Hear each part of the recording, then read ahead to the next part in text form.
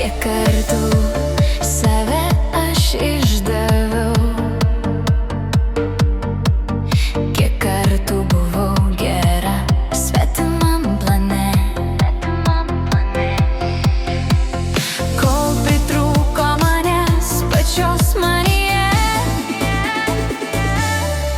Aš ne pagal madą gyvenu, ne pagal kitų taisyklės. Jei per lėtai, tai mano tempas, jei per jautru, tai mano širdis. Dabar aš renkuosi paprastumą ir arbatą vietoj vakarėlių. Ir jei kažkam per daug rami atrodau,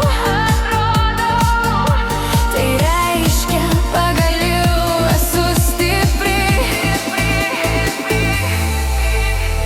Ne visi supras mane, bet tie, kurie supras, pasiliks.